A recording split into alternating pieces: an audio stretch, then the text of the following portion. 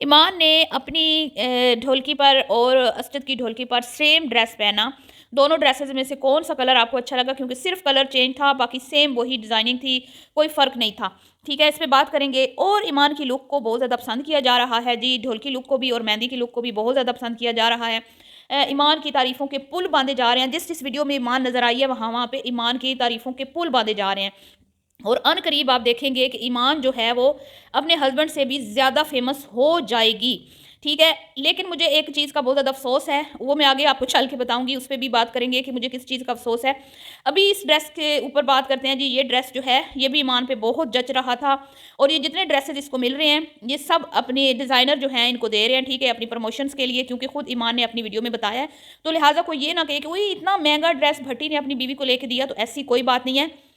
भट्टी साहब के भी ड्रेसेस जो हैं वो उनको फ्री में मिले हैं और इनके भी खुद ईमान ने अपनी वीडियो में ये बात बता दी हुई है। ठीक है, इस पे बात करेंगे। आज गज़ल का रवैया कुछ चेंज था ईमान के साथ, उस पे भी बात करेंगे।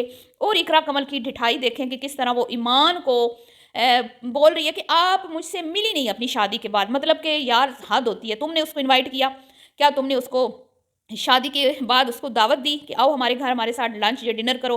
कोई शादी की दावत करोगी तो वो आएगी ना तुमसे मिलने। इस पे भी बात करेंगे। और हम बात करेंगे जी, आज अपनी वीडियो में रजब ने ईमान को ये कहा कि तुम कभी भी गज़ल का मुकाबला नहीं कर सकती। इस पे भी बात करेंगे। तो और ईमान को कुछ चीज़ें जो है वो सीखने की ज़रूरत पड़ गई है। इस फैमिली के रंग में रंगने की वो कोशिश कर रही है, जो कि शायद वो कामयाब हो जाए। क्योंकि कोशिश करने से कहते हैं ना कि इंसान कामयाब हो ही जाता है। अगर कोशिश करती रहेगी तो वो इन लोगों में एडजस्ट हो जाएगी और इनकी हरकतें एक ना एक दिन अपना लेगी।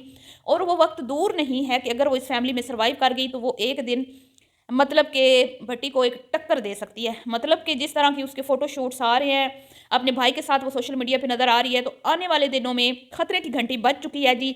ओन अगर आता है सोशल मीडिया पे, ओन की फ़ैन फ़ॉलोइंग भी बहुत ज़्यादा है, लोग उसको बहुत पसंद कर रहे हैं। और दूसरे नंबर पर ईमान, ईमान को भी बहुत ज़्यादा लोग पसंद कर रहे हैं। और अगर ईमान भी सोशल मीडिया के अंदर अपना मतलब कि कोई भी किसी प्लेटफ़ॉर्म से अगर वो आती है, चाहे वो इंस्टा है, यूट्यूब है या टिकटॉक है, तो आप देखेंगे कि वो ये दोनों बहन-भाई जो है ना एक दिन ग़ज़ल और भट्टी को एक टफ़ टाइम देने वाले हैं। लेकिन वो तो अब आने वाला वक़्त बताएगा। तो करते हैं इन टॉपिक्स पे बात। वीडियो को आपने स्किप नहीं करना है, चैनल को करना है सब्सक्राइब, वीडियो को करना है लाइक और शेयर। अस्सलाम वालेकुम, कैसे हैं आप सब? उम्मीद है कि सब ठीक होंगे और अपनी फैमिलीज़ के साथ सेफ होंगे। अल्हम्दुलिल्लाह, मैं भी बिल्कुल ठीक हूँ। आप सबकी दुआओं और सपोर्ट का बहुत-बहुत शुक्रिया।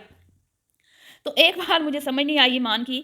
ईमान वैसे तो ईमान जो है अल्लाह ताला ने ना इसके अंदर एक मतलब कोई नेचुरल ही इसके अंदर खूबसूरती है। वैसे अगर आप देखा जाए तो कोई इतनी खूबसूरत उसका मतलब वो नहीं है कि भई बहुत हसीन लड़की है, ऐसी बात नहीं है। आम सी शक्ल की लड़की है, कोई इतनी दुनिया से हट के नहीं है, इससे भी हसीन तरीन लड़की हैं। लेकिन पता नहीं क्यों ये बंदी जब भी तैयार होती है, जब भी कोई ड्रेस पहनती है, तो इसके सामने सब फीके लगते हैं, ठीक है? पता नहीं अब इसकी ये अंदर की खूबसूरती है, इनोसेंट है या क्या है, वल्लाह आलम, मुझे नहीं पता। लेकिन ये जब भी तैयार होती है, तो ये इसके सामने जितनी भी आ जाती है ना, चाहे वो कवल आफ्ताब हो, चाहे इकरा कमल हो, चाहे गज़ल हो, कोई भी हो, ठीक है? अभी आपके सामने मैंने वो मॉडल भी दिखाई आपको, जिसने सेम वही ड्रेस पहना हुआ था जो ईमान ने पहना। तो आप देख लें, एक तरफ मॉडल है और एक तरफ ईमान है, और खूबसूरत कौन लग रहा है? ईमान लग रही है।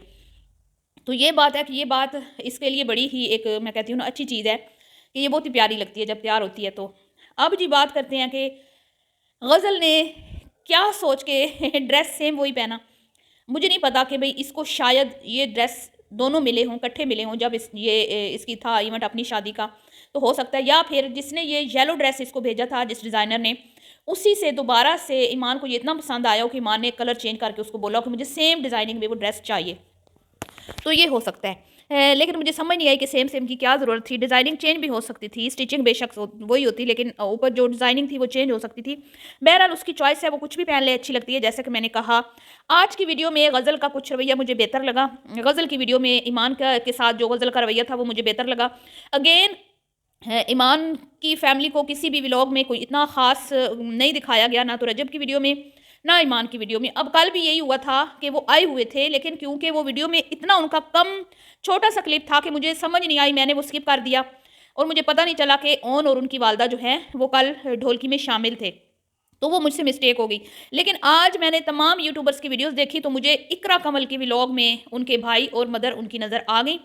तो मैंने जो है ना अपनी गलती का जो है वो एतराफ़ कर लिया कि कल ओन जो है वो पैसे भी फेंक रहा था बेचारा, लेकिन वो पार्ट मैंने स्किप कर दिया था।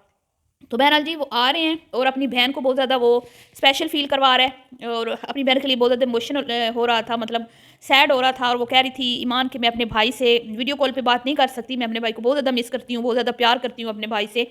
बहुत ही क्यूट और इनोसेंट है पूरी की पूरी फैमिली। अब जी यहाँ पे इकरा कमल जो है वो गिला कर रही है कि आप मुझसे मिली नहीं है। पहली बात तो ये कि वो शादीशुदा है, वो कोई यूट्यूबर नहीं है, वो कोई अपनी मर्ज़ी की मालिक नहीं है गज़ल की तरह। अगर उसके हस्बैंड उसको आपसे मिलवाने ले आते तो वो आ जाती, लेकिन वो नहीं लाए तो वो कैसे आती? दूसरी बात ये कि आपने कौन-सा उनकी शादी की दावत की है जो इतनी आप बैठ के वहाँ पे बड़के-फड़के मार रही हो कि आप मिली नहीं है मुझसे। और हालत ये देखें, इनकी इतनी बुरी हालत हो चुकी है डक्की और इकरा लोगों की कि बेचारियाँ अब हर किसी की शादियाँ अटेंड कर रही हैं व्यूज़ के लिए, सब्सक्राइबर्स के लिए। मतलब कि रजिफ रजब फैमिली और गज़ल की भी मोहताज हो गए हैं ये लोग, जो इतने सालों से यूट्यूब पे राज कर रहे हैं। तो इसीलिए कहते हैं कि यहाँ जो है हर अरूज को ज़वाल है, किसी भी टाइम जो हिट जा रहा है ना वो नीचे आ सकता है, तो अल्लाह से डरना चाहिए। लेकिन ये लोग ज़मीनी खुदा बन जाते हैं जब इनका टाइम होता है तो। ये मामलात। अब जी क्या कहता है रजब अपनी वीडियो में अपनी वाइफ़ को, जब वो कहती है कि मैं हम लोग प्रैक्टिस कर रहे हैं, वो पहले तो अपने बाप का मज़ाक उड़ाता है कि वो प्रैक्टिस कर रहा है, ठीक है। भई तुम लोगों से ये काम नहीं होता, वो कहता है। ये हम जैसे लोगों का ही जो लुच्चे लफंगे बदमाश किस्म के लौंडे लपाड़े होते हैं ना, ये वही कर सकते हैं इस तरह पैसा उड़ाना। तुम्हारे बस की बात नहीं है। जिसके बाद ईमान बेचारी कहती है कि वो जिस तरह गज़ल आप भी फेंकती हैं, आप भी फेंक लेते हो, तो मुझे भी ऐसे फेंकने हैं ताकि मैं ऊपर फेंकूँ तो पैसे सारे अलग-अलग होके नीचे गिरें। तो कहता है गज़ल तो मेरे हाथों की वो है ना परवरिश है। तुम तो सोचो भी मत कि तुम गज़ल का मुकाबला कर सकती हो। गज़ल तो गज़ल है, वो मेरी बहन है। बिल्कुल तुमने सच कहा, बिल्कुल तुमने ठीक कहा। गज़ल का मुकाबला ईमान कभी भी नहीं कर सकती, ठीक है? ईमान बड़ी डिसेंट, इनोसेंट, सुलझी हुई लड़की है, उसकी तरबियत बहुत ही अच्छी हुई है। तुमने अपनी बहन की तरबियत लुच्चों लफंगों, लोंडों लपोड़ों की लोंडे लपाड़ों की तरह की है, ठीक है?